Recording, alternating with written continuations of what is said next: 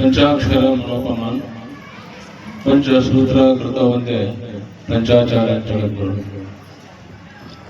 ಪ್ರಥಮದಲ್ಲಿ ನಿರ್ವಿಕಲ್ಪ ಸಮಾಧಿಸ್ಥರಾಗಿರ್ತಕ್ಕಂಥ ಪರಮಾರಾಧ್ಯ ಶ್ರೀ ಗುರು ಚನ್ನಮಲ್ಲೇಶನನ್ನು ಧ್ಯಾನಿಸಿಕೊಂಡು ಈ ಸುಂದರ ಸಂಜೆಯಲ್ಲಿ ಹಮ್ಮಿಕೊಂಡಿರ್ತಕ್ಕಂಥ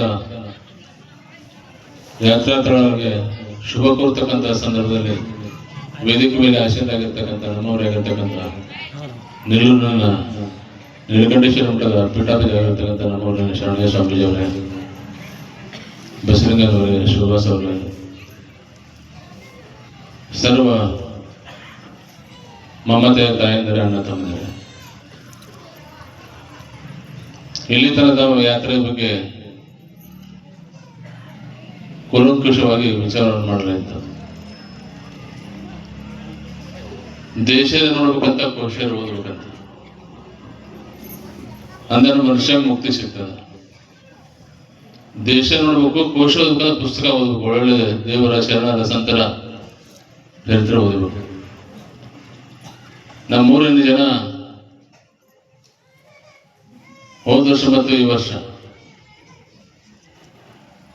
ಎಂಥ ಯಾತ್ರೆ ಅಂದ್ರ ನಾ ಭೂತೋ ನಾ ಭವಿಷ್ಯತಿ ಹೇಳಕ್ ಬರದಂತದ್ದು. ಹೆಂಗೆ ಚಲೋ ಆಗ್ಯದ, ಭಾಳ ಚಲೋ ಆಗ್ಯದ, ಭಾಳ ಹೆಂಗೆ ಚಲೋ ಆಗ್ಯದ, ಭಾಳ ಚಂದ ಆಗ್ಯದ.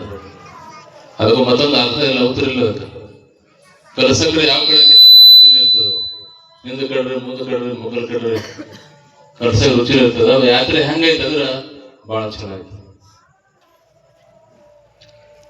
ಗಾಡಿ ಮುಂದೆ ಬಂದಿರ್ತೀರ ಅಪ್ಪರೇ, ಮುಂಜಾನೆ ಅಷ್ಟ, ಮಧ್ಯಾಹ್ನದಾಗ ಕುರುಕುರು ಬಿಸ್ಕಿಟು ನಮ್ಮ ಮುಂದೆ ಯಾಕೆ ತಂದು ಕೊಡ್ತಾ ಕೇಳ್ತಾರ. ಒಬ್ಬೊಬ್ರು ಕೆಜಿ ತುಂಬ್ಕೊಂಡು ಬಂದಾರ. ಹೇಳಲಿಕ್ಕೆ ಕಾರಣ ನೀವು ನೋಡ್ತಕ್ಕಂಥ ದೇವಸ್ಥಾನ ಮಾಡತಕ್ಕಂಥ ಪುಣ್ಯ. ನಾನು ನಮ್ಮ ನೀಲೂರು ಸ್ವಾಮಿಗೆ ಹೇಳಿದೆವು, ಗಣಗಾಪುರ ಸ್ವಾಮಿಗೆ, ನಮ್ಮ ರೊಕ್ಕ ರೂಪಾಯಿ ಏನು ಬೇಡ, ನಮ್ಮ ಮಂದಿಗೆ ಚಲೋ ತೊಗೊಂಡು ಹೋಗ್ಬೇಕು, ಚಲೋ ತೊಗೊಂಡು ಹೋಗ್ಬೇಕು ಅಂದ್ರೆ ನಾನು ನಿಮ್ಗೆ ಜನ ಬರ್ತೀನಿ ಅಂತ. ಹೋಸಲ ಸ್ವಲ್ಪ ಅಸ್ತವ್ಯಸ್ತ ಆಗಿತ್ತು, ನಾವು ಕಂಡಿದ್ವಿ. ಹಾಗಿದ್ರೆ ನನ್ನ ಪತ್ರಿಕೆಗಳನ್ನು ಫೋಟೋ ಹಾಕ್ಬೇಡ, ನನ್ನ ಹೆಸರು ಹಾಕ್ಬೇಡ. ಅವನು 4-5 ದಿವಸ ಸುಮ್ಮ ಕೂತ, ಮತ್ತೊಂದು ಅಪ್ಪರ ನಿಮ್ಮ ಫೋಟೋ ಹಾಕ್ತೇನೆ ರೀ. ಆ ಯಾತ್ರೆ ಒಳಗೆ ಬಹುತೇಕ 80-90% ಜನ ನಮ್ಮ ಜನ ಐತೆ. ಎಲ್ಲರೂ ಕೂಡ ರೇವೂರ, ಬಡವಲಿಗೆ, ಚಿಂಚೋಳಿ, ಬಿದನಿ, ಸಿನ್ನೂರ, ಕುಲಾಲಿ, ಇದೇ ನಮ್ಮಂತಿದೆ ಎಲ್ಲಾನು ಕೂಡ. ಅವ್ರಿಗೆಂದು ನಾವು ಹೋದ ವರ್ಷ ಆದಂಗೆ ಆಗಂಗಿಲ್ಲ, ನಾವು ಬರಂಗಿಲ್ಲ, ಮಂದಿ ಹೇಳಂಗಿಲ್ಲ, ಪತ್ರಿಕೆ ಮಾಡ್ಕೊ, ನೀನೇ ಯಾತ್ರೆ ಮಾಡ್ಕೊ, ನಮ್ಮ ಹೆಸರು ಹಾಕ್ಬೇಡ ಅಂತ ಹೇಳಿ. ನೀವು ಹೆಂಗೆ ಹೇಳಿದ್ರೆ ಕೇಳ್ತೀವಿ ಅಂತ ತಿಳ್ಕೊಂಡು ಹೆಸರು ಹಾಕೋದು ಪತ್ರಿಕೆ ಆಯಿತು, ಹೋದ್ವಿ. ಅಲ್ಲಿ ಹೋದಾಗ ನನಗನಿಸಿದ್ದು ನಾನು ನೇರವಾಗಿ ಗುಡಿ ಹೋಗಿ ಬರೋದಾಗಿತ್ತು. ನಂದು ಇಚ್ಛೆ ಅಂದ್ರೆ ನಿಮ್ಮ ಎಲ್ಲರ ಸಂಗಟ ಪಾಳಗಿಂದ ತಿಳ್ಬೇಕಂತ ಇಚ್ಛೆ ನನಗೆ. ನಿಮ್ಮ ಮನಸ್ಸಿಗೆ ಸಮಾನವಾಗಿರ್ತಕ್ಕಂಥ ಮನಸ್ಸಿರ್ತಲ್ಲ, ಯಾರು ಹೆಚ್ಚಿಲ್ಲ ಕಮ್ಮಿ ಇಲ್ಲ.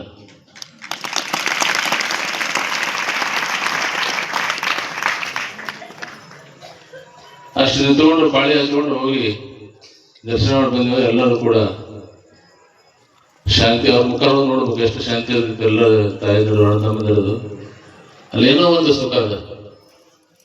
ಜೀವನದೊಳಗೆ ಮನುಷ್ಯ ತಾನು ಮಾಡ್ತಕ್ಕಂಥ ತಪ್ಪನ್ನು ಅರ್ಥೈಸಿಕೊಂಡು ಇಡೀ ಜೀವನ ಪರ್ಯಂತ ಕಳೆದಿರ್ತಕ್ಕಂಥ ಪಾಪಗಳನ್ನ ದೇವರ ದರ್ಶನ ಮಾಡಿದ್ರೆ ಪಾಪವೆಲ್ಲ ಪರಿಹಾರ ಆಗ್ತವೆ. ಆದ್ರೆ ನಾವೆಲ್ಲರೂ ಕೂಡ ಸಂಜೆ ಟೈಮ್ನಾಗ ಕುತ್ಕೊಂಡು ನಡ್ಕೊಂಡು ಹೋಗ್ತಿದ್ದೆವು ಡಬ್ಬ್ಯಾಗ. ಎಲ್ಲರೂ ಭಜನೆ ಮಾಡ್ತಾರೆ, ಹೆಣ್ಮಕ್ಳು ಎಲ್ಲರೂ ಭಜನೆ ಮಾಡ್ತಾರೆ. ಬೇರೆ ಕಡೆ ನೋಡಿದ್ರೆ ಯಾರ್ಯಾರು ಏನೇನೋ ಗಡಸ್ ಮಕ್ಕಳು ಏನೇನೋ ಮಾಡ್ತಿದ್ರು. ಗಡಸ್ ಮಕ್ಕಳು ಭಜನೆ ಬೇರೆ ನೋಡಿದ್ರೆ ನನಗೆ ಖುಷಿ ಅನ್ನಿಸ್ತು. ಯಾರು ಅಂತದೇನೋ ಮಾಡಿಲ್ಲ. ನಮ್ಮ ಜನ ಬಹಳಷ್ಟು ಪವಿತ್ರವಾಗಿರ್ತಕ್ಕಂಥ ಮನಸ್ಸಿಂದ ಬಂದಿರತಕ್ಕಂಥ ತಾವೆಲ್ಲರೂ ಕೂಡ ಭಾವನೆ ಕಳಿಸ್ಕೊಂಡಿಲ್ಲ, ಮನಸ್ಸು ಕಳಿಸ್ಕೊಂಡಿಲ್ಲ, ಭಕ್ತಿಯಿಂದ ಹೋಗಿ ಬಂದಿದ್ರು.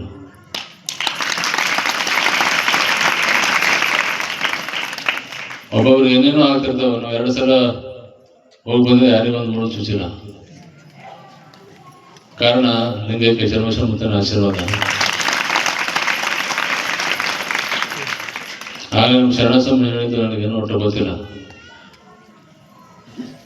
ದಿನೇ ಹಚ್ಚಿ ಬಂದಪ್ಪ, ರಾತ್ರಿ ಬಂದಾಗ ನಾನು ಭೇಟಿಯಾಗಿದ್ದೆ, 100 ನೋಟ್ ಕೊಟ್ಟಿದ್ದೆ, 3 ಕೊಟ್ಟು ನೋಟ್ ಕೈ ಕೊಟ್ಟರು ಆಚೆಗೆ. ತಾಯಿ, ಮಗಳು, ಮೊಮ್ಮಗ ಎಲ್ಲ ಮಂದಿ ನೀವೆಲ್ಲ ಹೋಗ್ಬಿಟ್ರಿ. ದರ್ಶನ ಮಾಡ್ಕೊಂಡು ಹೋಗ್ರಿ. 1 ಗಂಟೆಗೆ, ರಾತ್ರಿ 1 ಗಂಟೆಗೆ ಅವ್ರಿಗೆ ಹಾದಿ ಸಿಕ್ಕಿಲ್ಲ. ಎಲ್ಲರಿಗೂ ಹೇಳಿದ್ದೇವೆ ನಾವು, 4 ಬಾಗಿಲು ಅದಾವ, 4 ಸೇಮ್ ಟು ಸೇಮ್ ಅದಾವ, ದಾರಿ ತಪ್ತದ, ಎಲ್ಲರೂ ಒಬ್ರಿಗೂ ಆಗಲಬೇಡ ಅಂತ ಹೇಳಿದ್ವಿ ನಾವು. ಆ 3 ಜನ ಆಗಲೇ ನಾವು ಎಲ್ಲ ಕಡೆ ತಿರುಗಾಡಿ ಸಾಕಾಗಿ ಅವ್ರಿಗೆ ತಮಿಳು ಬರಲ್ಲ, ಇವ್ರಿಗೆ ಕನ್ನಡ ಬರಲ್ಲ. ಸಾಕಾಗಿ ಮುದಿಕ್ ಒಂದು ಕಡೆ ಗಪ್ಪ ಕೂತಾಳಂತ. ಹಿಂಗೆ ಕುಂದ್ರ ಮೇಲೆ ಹುಡುಗನ ಅಜ್ಜಿ ಮುದ್ದರಿದ್ರೆ ಬಾಗಲ್ದಾಗ ಹೊಸ್ತಿರ್ಬೇಕ. ಆಯ್ತಮ್ಮ, ಅವ್ರು ಅವಾಗೆ ಹೋಗ್ಯಾರ, ಮಕ್ಕೊಂಡಿರ್ಬೇಕು. ಸುಮ್ಮನೆ ಹೇಳ್ತಾನೆ, ಬಾರಿ ತಿಳಿ ಕರ್ಕೊಂಡು ಬಂದು ನಮ್ಮ ಹತ್ರ ಬಂದು ಭೇಟಿಯಾಗಿ ಒಬ್ಬೊಬ್ಬರಿಗೆ 100 ಹೊಸ ನೋಟ್ ಕೊಟ್ಟಾರಂತ. ಅವತರ ಅವನು ಗುಡಂದು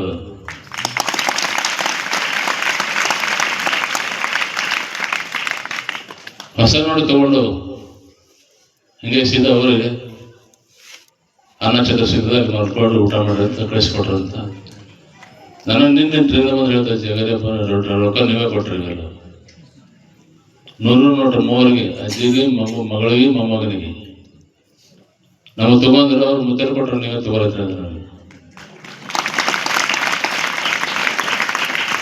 ರಾತ್ರಿ 1 ಗಂಟೆಗೆ ಹಾದಿ ತೋರಿಸ್ಯಾರ. ಮುದಿಕ್ ಮತ್ತೆ ಹೊಳೆ ಬಂದು, ಯಪ್ಪ ಯಾವ ಕಡೆ ಹೋಗ್ಬೇಕು ಮತ್ತೆ ನನಗೆ ಗೊತ್ತಾಗೋದು ಯಾರಿಲ್ಲ. ನನಗೆ ಹೇಳಿಕೆ ಕಾರಣ, ನಮ್ಮಲ್ಲಿ ಮನವೇ ಹಂಬಲಿಸಿದ್ರು, ನಂಬಿಕೆಯ ಸಾಮಾನ್ಯ ಮನೆ. ನಂಬಿದಾಗ ಪರಮಾತ್ಮ ತಾನು ಯಾರನ್ನು ಕೂಡ ಕೈ ಬಿಡಂಗಿಲ್ಲ, ಕೈ ಬಿಟ್ಟಿಲ್ಲ. ಎಲ್ಲಿ ಮನಸ್ಸು ಸ್ವಚ್ಛದ ಅಲ್ಲಿ ಪರಮಾತ್ಮ ಅದನ್ನ ನಿರಾಳವಾಗಿರ್ತಕ್ಕಂಥ ಭಾವನೆಯಿಂದ ದೇವರ ಆಶ್ರಯ ಬದುಕ್ತಿದ್ದೀವಿ ನಾವು ಅಂತ ತಿಳ್ಕೊಂಡು ದೇವರಲ್ಲಿ ಮೊರೆ ಹೋಗಾಗ ಬಂದ ಕಂಟಕ ದೂರ ಆಗ್ತವ, ಕಟ್ಟಕಳಿಗೆ ದೂರ ಆಗ್ತದ, ವೈರಿಗಳು ಸಮರ್ಥರಾಗ್ತವೆ. ಇವೆಲ್ಲವನ್ನ ನಡಿಬೇಕಾದಾಗ ನಾವೆಲ್ಲರೂ ಕಾರಣಕರ್ತರು. ಗುಡಿಯಲ್ಲಿರ್ತಕ್ಕಂಥ 2 ಚರ್ಮಾರ್ಥಗಳು ಸೂತ್ರಧಾರಿಗಳು.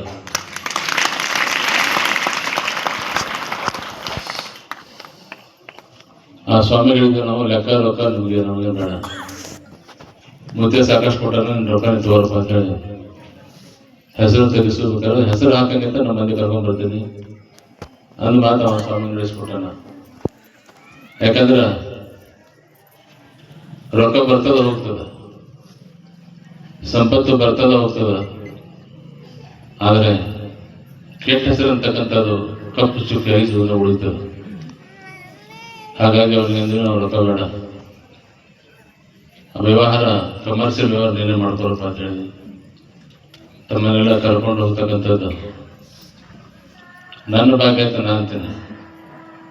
ಯಾಕಂದ್ರೆ ನೀವು ಯಾರು ಎಂದು ಹೋಗ್ತಿದ್ರು ಏನೋ ಗೊತ್ತಿಲ್ಲ.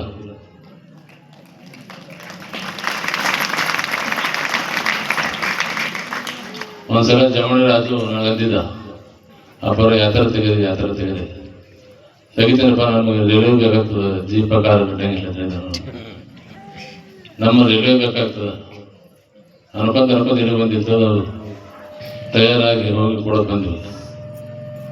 ತಾವೆಲ್ಲರೂ ಕೂಡ ಪುಣ್ಯಾತ್ಮರು, ಪಾವನಾತ್ಮರು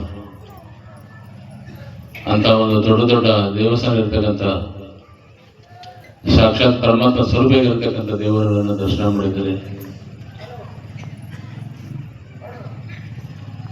ಮನುಷ್ಯ ಜೀವನದೊಳಗ ಒಂದು ಮಾತು ಕೇಳಿದ ಮೇಲೆ ಗುಬ್ಬಿ ಹೆಂಗ ತನ್ನ ಮಕ್ಕಳಿಗೆ ಮನೆಗೆ ಬಾಯ ತಂದು ಬಿಟ್ಟು ಇಡ್ತದ, ಹಂಗ ಮಾತುಗಳು ಮತ್ತೊಮ್ಮೆ ಹೋಗೋ ತನಕ ಈ ನೆನಪು ಯಾವತ್ತೂ ಕೂಡ ಇರಬೇಕು.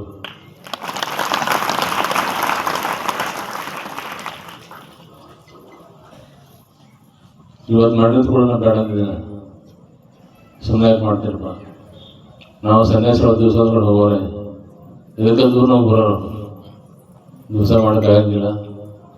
ತಮ್ಮೆಲ್ಲರ ಒಂದು ದೃಷ್ಟಿ, ಒಳ್ಳೆಯ ಭಾವನೆ, ಒಳ್ಳೆಯ ವಿಚಾರ ಯಾವತ್ತೂ ಕೂಡ ಇರಲಿ.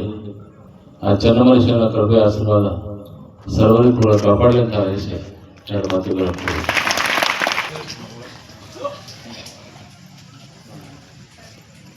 ಈಗ ಈ ಒಂದು ಕಾರ್ಯಕ್ರಮಕ್ಕೆ ಮಂಗಳಾರತಿ ದಯವಿಟ್ಟು ಎಲ್ಲರೂ ಆ ನಂತರ ಮಂಗಳಾರತಿ ನಂತರ ಎಲ್ಲರೂ ದಯವಿಟ್ಟು ಪ್ರಸಾದ